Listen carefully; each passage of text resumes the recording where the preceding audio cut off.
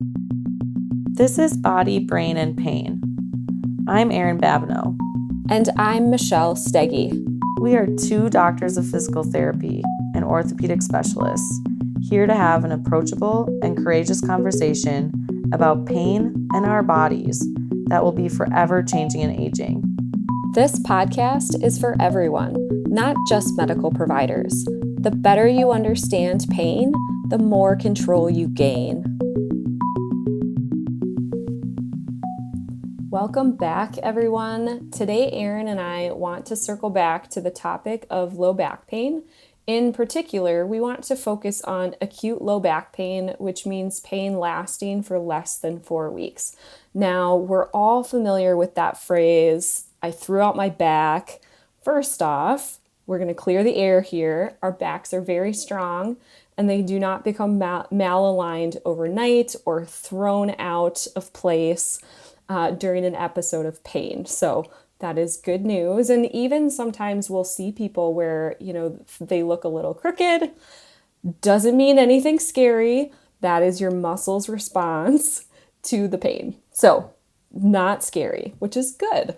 And we've mentioned this before, but sometimes low back pain episodes can be kind of like a musculoskeletal cold. Maybe it happens a time or two every year, lasts for a couple days to a week, and then it's resolved. Just like colds, though, there are ways that we can reduce the duration and frequency that these episodes of pain occur. Let's first start by going over some of the best ways to manage these sudden onsets or acute episodes of low back pain. So in particular, we're talking about low back pain that sticks to kind of that belt area and doesn't go past your knee. Sometimes it can go into your buttocks area a little bit, but it's pretty generalized, knee and above. So the best thing that we can do is honestly stay moving the best we can.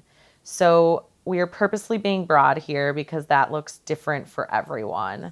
Most people, walking or gentle walking feels somewhat okay, maybe not great, but tolerable. And so we really recommend like light aerobic activity.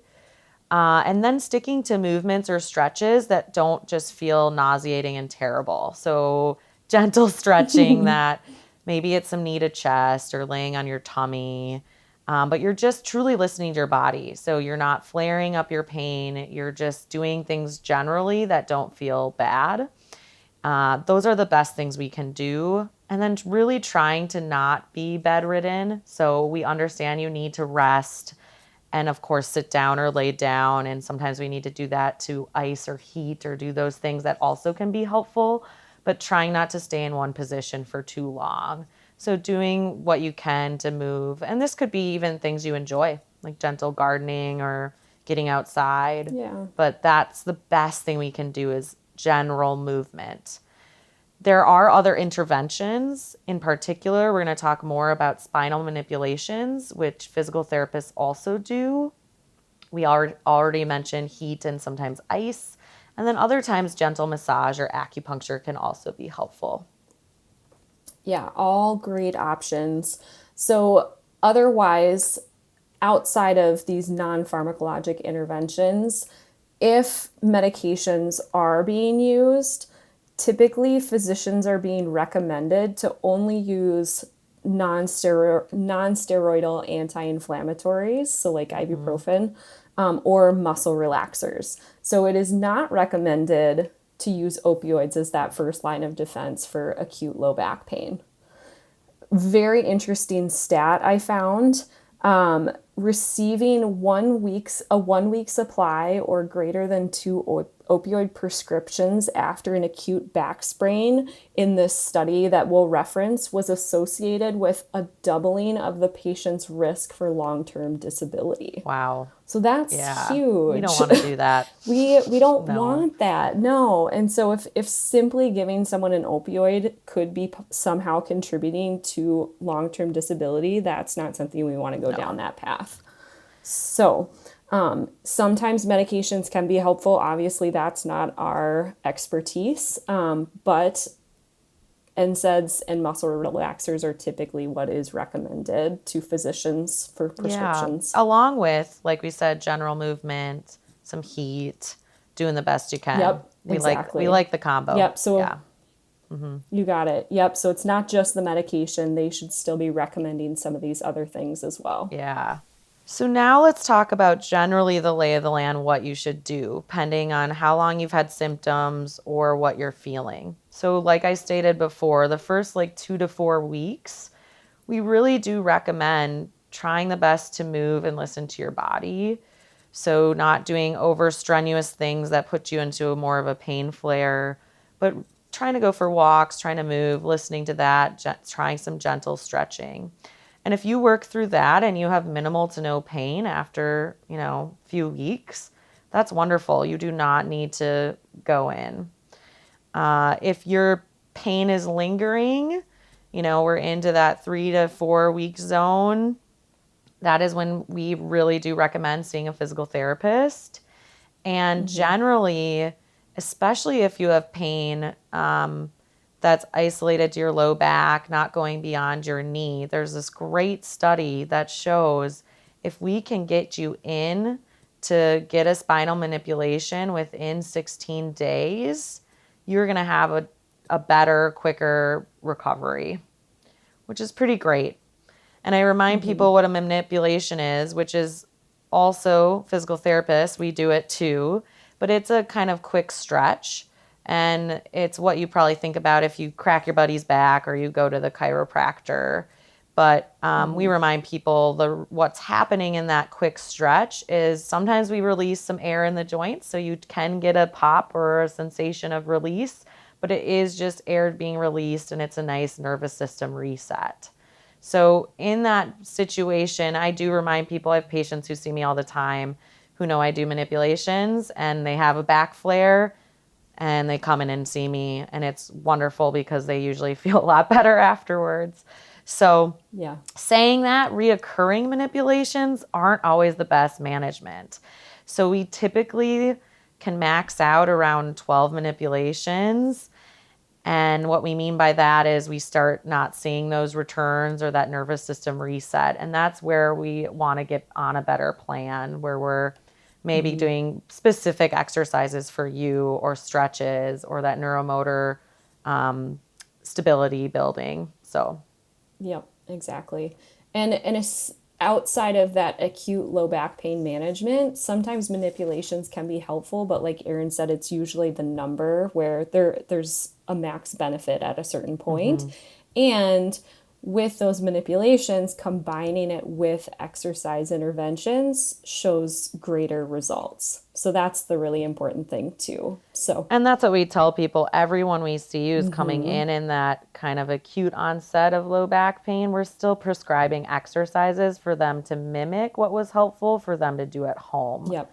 And that's what really helps get people better faster. Yeah. I always say the manipulation's like the fertilizer, the exercise is the rain and sunshine. I know we've used that before, but it can be really helpful just to get stuff going, and then doing that movement on your own is what keeps things feeling good. Yeah, absolutely. So knowing that early physical therapy can be helpful, we've talked about this in our past episodes as well, but it can decrease cost and it can decrease the risk of advanced imaging, additional physician visits, surgery, injections, and opioid medications. So it was in our low back pain episode a few weeks ago.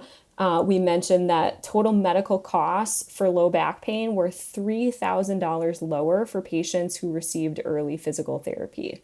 So knowing that, even if you are, maybe you are getting better on your own and not needing that help, but even just knowing that that's there and that's a great resource for you in those early stages is important. And we mentioned this other stat in our most recent episode about imaging, it was in our low back pain episodes. Diagnostic imaging is indicated for patients with low back pain only if they have severe progressive neurological deficits or signs or symptoms that suggest a serious or specific underlying condition. In other patients, evidence indicates that routine imaging is not associated with clinically meaningful benefits, but can lead to harm. So that's a direct quote from the American College of Physicians. And so even in those early stages, unless you have some of those red flags that we'll mention again here, you don't need an image. And a lot of insurance companies actually are requiring someone to do 6 weeks of conservative interventions and management prior to receiving imaging, or specifically an MRI, because a lot of times it's not necessary and somebody's going to get better before then. So, Yeah. And we recognize like that can feel kind of scary when you're in a lot of pain, yeah, and we don't want to not be empathetic to that. absolutely. But it is for your own good that they're doing that. So I have that conversation with people in clinic all the time of like, it's actually based on current research that it's harmful for you to get that image. Exactly. And we want what's best for you. Yep, it's not giving us any more information than we already have. And so those red flags that we're looking for in the clinic are urinary retention, so physically not being able to start the flow of urine, weight loss or weight gain that is unexpected or not planned, night sweats, unrelenting pain, things that might make us think that there's cancer or some sort of tumor, as well as those neurological changes. And Erin's going to talk about that a little bit more too. Yeah, I mean, I think the largest thing is, if you are having symptoms down your leg or weakness in your foot, like a foot drop, or changes in bowel and bladder, we do like you to see a physician, and typically we recommend a conservative, non-operative spine specialist, because most of the time it doesn't even mean you need surgical intervention, but we do just want to monitor it more closely and work as a team. So typically you can still come to PT first. Absolutely. We have it happen all the time. And we're pretty blunt if we're like, hey, we do really want you to see this person, and let's just keep an extra eye on you. But honestly, 9 times out of 10, we are ruling out tumor or something really scary. Yep, Because we exactly. do know how common like disc herniations are, and that they do heal. Yep. So it is not to downplay that. It's just to keep an extra eye on you and make sure you're taken care of. So, Yep, exactly. So, and again, the good news with this stuff is with an acute episode of low back pain, the majority of people are feeling better and basically back to normal within 6 to 8 weeks. But even within this timeline, if you're looking for ways to get better faster, we can help you in those cases. A physical therapist is going to help educate you on pain, reduce the likelihood of this pain becoming chronic. So this entire podcast, we've been talking about knowing more about pain can help prevent some of those chronic episodes of pain. And so that's where seeing a physical therapist is helpful. Of course, if somebody's having recurrent episodes of pain, so maybe they are getting into this state where every 6 months they have a week of low back pain and then it goes away. If it's starting to happen frequently like that, or it's becoming more frequent or more intense, or the episodes are lasting longer, definitely get in and see a physical therapist, because that is where it can get into your neuromotor system, your nervous system, and we can help with finding ways to reduce that frequency and get a body resilience plan for you, and one that's specific to you and what you're experiencing. yeah, it is not a one size fits all situation. Like we've said, there are times when the manipulation is so helpful, but that is not for everyone. And there are times when we really just have to listen to someone's body to get them through a pretty intense pain episode. And that is really person specific. So, one example, I have this person seeing me in clinic who this year has had some episodes of this acute onset of low back pain, staying in his kind of belt area, into his glute a little bit, or buttocks area. And so we were doing spinal manipulation, so that quick stretch, and he was getting so much relief from that. And I'd see him once or twice, then I wouldn't see him for 3-4 months, and then he'd come back in and we'd do it. And first off, I love to normalize that. PTs, again, we do those things, and that can be really helpful. But I saw him this third time this year, and it was within a month of our last time. And so I just had that conversation of, we really need to get you on a body resilience plan. And this is getting more frequent, it's getting more intense. So clearly how you're holding your body, you're doing things, or however, we just need to do a really, really good kind of reflection on your movement and what you're doing and get you on a good plan, because we do know that there's certain muscle groups that help us feel better and have less back pain. We do know that there's certain areas of how we move or how we recruit things are helpful. Mm-hmm. And so now, we came up with a plan together. Again, we really work with you, and he is coming in once every few weeks to really work on specific exercises and calming down his nervous system, because it was starting to get a little more frequent and longer, intense durations. So I do like to compare it to immune function. When you get better sleep, you eat well, you exercise, we're less prone to those colds or whatever. And it's the same thing with back pain. When we have a better plan, we're aware of what muscles we can or cannot use, listening to our bodies. If we're overworking things, it gets a lot more manageable. Yep. So we know having back pain isn't fun, but the good news is, like we said, the majority of these episodes resolve on their own in a matter of weeks. And we want you to be clear on what you can do about it during that time. So Erin already mentioned in those first 16 days, we can speed along the results with a spinal manipulation, especially if you're not having any pain past your knee. If it's lingering longer than that, we recommend getting you on a plan with a physical therapist to decrease the intensity, the frequency, and the duration of these back pain episodes. So a physical therapist is going to be your best resource to get on that body resilience plan. And in Minnesota, most health insurances allow you to see a physical therapist directly without a referral. Now, Medicare and Medicaid do not fall into that category, but most private insurances do. And so you have that resource available to you and easily accessible.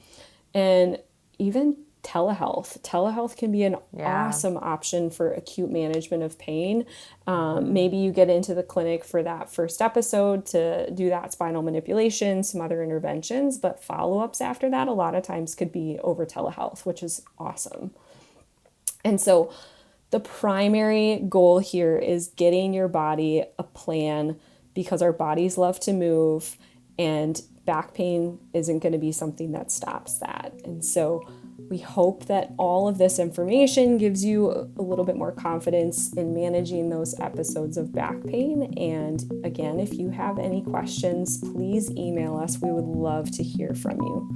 Thank you all for joining us, and we hope you have a wonderful week. Thanks, everyone.